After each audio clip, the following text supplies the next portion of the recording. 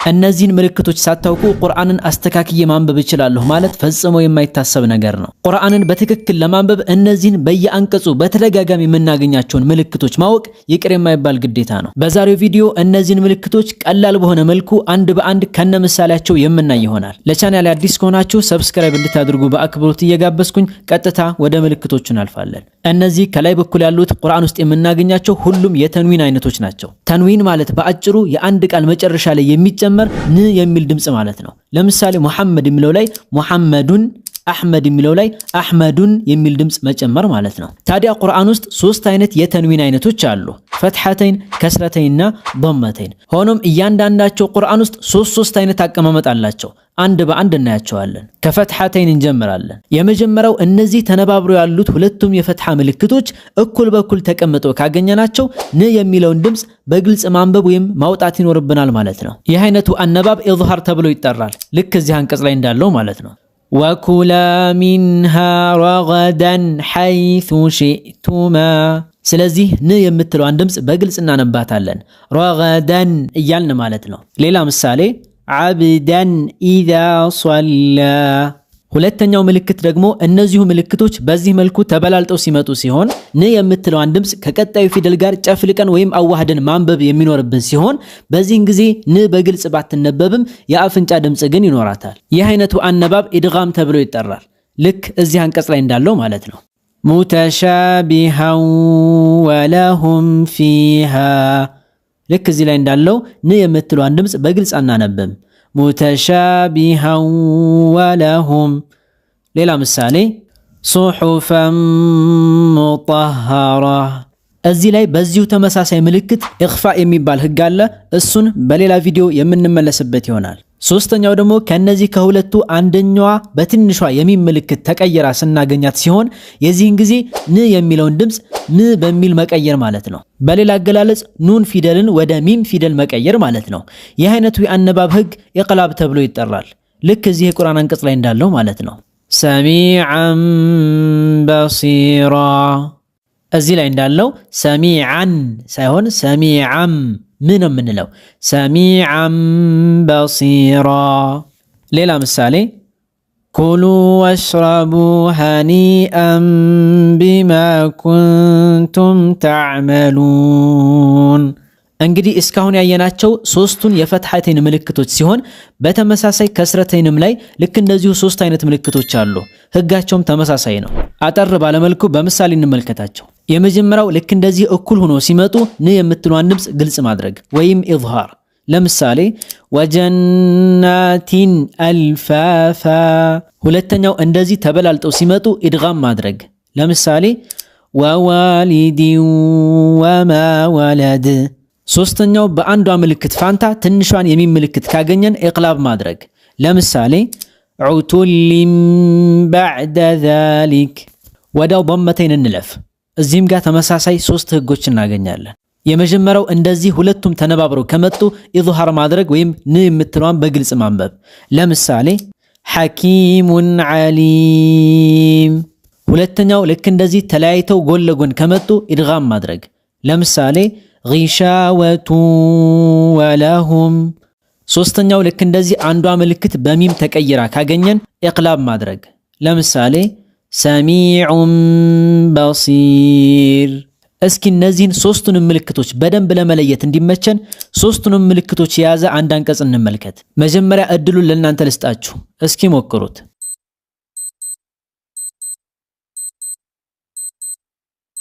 ሱሙን ቡክሙን ዑምዩን ፈሁም ላ የርጅዑን።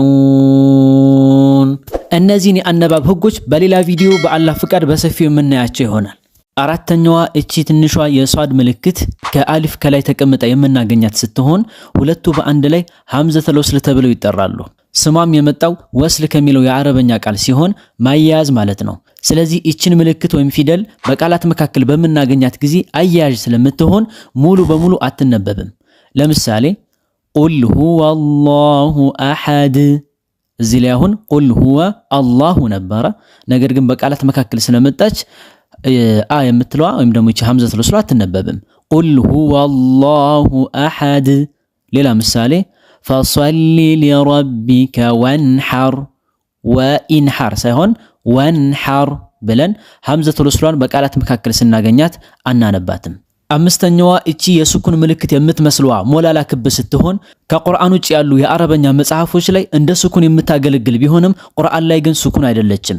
ይልቁንስ እሷ የተቀመጠችበት ፊደል እንደማይነበብ ለመጠቆም የመጣች ምልክት ናት። ለምሳሌ ፈልየዕቡዱ ረበ ሃዘል በይት እዚህ ላይ እንደምናየው ፈልየዕቡዱ ከሚለው ከዋው ቀጥሎ አሊፍ ላይ ይቺው ምልክት ተቀምጣለች። ስለዚህ ይችን አሊፍ አናነባትም ማለት ነው። ፈልየዕቡዱ ብለን አናነብም። ፈልየዕቡዱ ብቻ ብለን ነው የምናነበው። ሌላ ምሳሌ ወላ ተቁለነ ሊሸይኢን ኢኒ ፋዒል እዚህ ላይም ልክ እንደዚሁ ከሽን ቀጥሎ ያለችው አሊፍ አትነበብም። ወለቢሱ ፊ ከህፊሂም 300 ሲኒን እዚህም ላይ በተመሳሳይ ለቢሱ የሚለውና ሚአ የሚለው ላይ ያለችው አሊፍ አትነበብም። ሶስተኛዋ እቺ የዜሮ ቅርጽ ያላት ምልክት ስትሆን ለየት ያለ የአነባብ ህግ አላት። ማለትም እቺን ምልክት ከአሊፍ ከላይ ተቀምጣ ካገኘናት ሁለት አይነት አነባብ አላት። አንደኛው እሷ ላይ የምናቆም ከሆነ አሊፍ የምትነበብ ሲሆን ሁለተኛው ደግሞ እሷ ላይ የማናቆም ከሆነ ቀጥለን የምናነብ ከሆነ ግን አሊፈን አናነባትም ማለት ነው። ለምሳሌ ካነት ቀዋሪራ ሚን ፊዳ የመጀመሪያው ላይ ስለምናቆም አሊፋን ስበን ነው የምናቆመው ቀዋሪራ። ሁለተኛው ላይ ግን ስለማናቆም አሊፋን ሳንስብ ነው የምናነባው ቀዋሪራ ሚን ፊዳ። ሌላ ቀላልና የተለመደ ምሳሌ እንመልከት። የቁሉነ ያ ለይተና አጣዕና አላህ ወአጣዕና ረሱላ እዚህ ቦታ ላይ የአንቀጹ መጨረሻ ወይም ማቆሚያ ስለሆነ አሊፋን ስበን ነው የምናቆመው ወአጣዕና ረሱላ። ነገር ግን ማናቆም ቢሆን ኖሮ አሊፋን አንስባትም ወይም ደግሞ አትነበብም። ወአጣዕና ረሱላ ብለን ሳንስብ ወይም አሊፍን ሳናነብ እንቀጥላለን ማለት ነው። ሰባተኛዋ እቺ የነጥብ ቅርጽ የምትመስለዋ ምልክት ለየት ያለ የአነባብ ህግ ሲኖር የምናገኛት ምልክት ስትሆን ከፊደል ከላይ ወይም ከታች ተቀምጣ ልናገኛት እንችላለን። ለምሳሌ እቺ ምልክት ከአሊፍ ከላይ ሆና ስትመጣ አሊፍን በግልጽ ሳይሆን በስሱ ማንበብ እንዳለብን የምታመላክት ናት። ለምሳሌ እዚህ አንቀጽ ላይ እንዳለው አዕጀሚዩ ብለን ሁለተኛው ላይ ያለችውን አሊፍ በግልጽ አናነባትም። ሳይሆን የምንለው አዕጀሚዩን ብለን በስሱ ማንበብ እንዳለብን ለመጠቆም ነው። በነገራችን ላይ ይህን አንቀጽ እንዴት እንደሚነበብ በሰፊው ከዚህ በፊት የሰራሁት ቪዲዮ አለ፣ እዛ ላይ ሄዳችሁ ማየት ትችላላችሁ። ከዚህ በተጨማሪም እቺ ምልክት ያለችባቸውን የቁርአን አንቀጾችን እንዴት እንደሚነበቡ ሰፊ ያለ ህግ ስላለው በሌላ ጊዜ በሰፊው በሌላ ቪዲዮ የምናይ ይሆናል ኢንሻአላህ። ስምንተኛዋ እቺ የያ መድ ምልክት ስትሆን በግልጽ እንደምናየው የያ ቅርጽ ባይኖራትም ነገር ግን ልክ እንደ ያ መድ ታገለግላለች። ለምሳሌ ሊኢላፊ ቁረይሽ ኢላፊሂም አሁን እዚህ ላይ ከሐምዝ ቀጥሎ ያለችው እቺው ምልክት ልክ እንደ መጀመሪያው ላይ እንዳለችው ሊኢላፊ እንደሚለው ላይ ያለችው ያ ከሷ ጋር ተመሳሳይ ነው። ሐምዝን ስበን ነው ማንበብ ያለብን። ሊኢላፊ ብለን እዚህ ላይ ያን እንደሳብ ነው እዚህኛውም ላይ ልክ እንደዚሁ ኢላፊሂም ብለን መሳብ ይኖርብናል። ምክንያቱም እቺ ራሷ ያ መድ ስለሆነች ማለት ነው።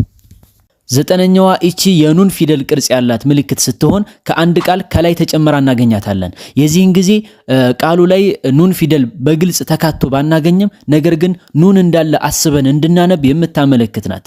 ለምሳሌ ወከዛሊከ ኑንጂል ሙእሚኒን አሁን እዚህ ላይ ኑንጂ ብለን ንን ጨምረን እንድናነብ ያደረገችን ይቺ ኑን ምልክት ናት። ነገር ግን በግልጽ ካየነው ግን ኑጂ ብለን መሃል ላይ ኑን ፊደል የለም። ነገር ግን ኑን እንዳለ አስበን እናነባለን። ኑንጂ ወከዛሊከ ኑንጂል ሙእሚኒን። አስረኛዋና የመጨረሻዋ ምልክት እቺ የሲን ምልክት ስትሆን ሁለት አይነት አመጣጥ አላት። አንደኛው ከሷድ ከላይ ተቀምጣ የምትመጣ ሲሆን የዚህን ጊዜ ከሷድ ይልቅ በሲን ማንበቡ የተሻለ ነው የሚል መልእክት አላት። ለምሳሌ ወላሁ የቅቢዱ ወየብሱጡ እዚህ ላይ በሲን ማንበቡ የተሻለ ነው ከሷድ ይልቅ ማለት ነው። ወየብሱጡ።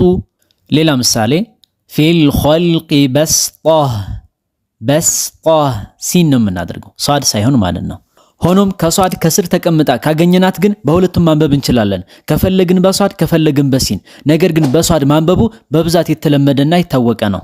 ለምሳሌ አም ሁሙል ሙሰይጢሩን በዚህ መልኩ በሷድ ማንበብ እንችላለን። አሊያም ደግሞ በሲን ማንበብ እንችላለን። አም ሁሙል ሙሰይጢሩን። መርሐባ። እንግዲህ የዛሬው ቪዲዮአችን ይሄን ይመስል ነበር። በጣም በርካታ ጥቅሞች እንዳገኛችሁበት ተስፋ አደርጋለሁኝ። ለሌሎችም በርካታ ወንድምና እህቶች ይህ ትምህርት እንዲደርሳቸው ቪዲዮውን ላይክ እና ሼር ማድረግ እንዳይረሳ።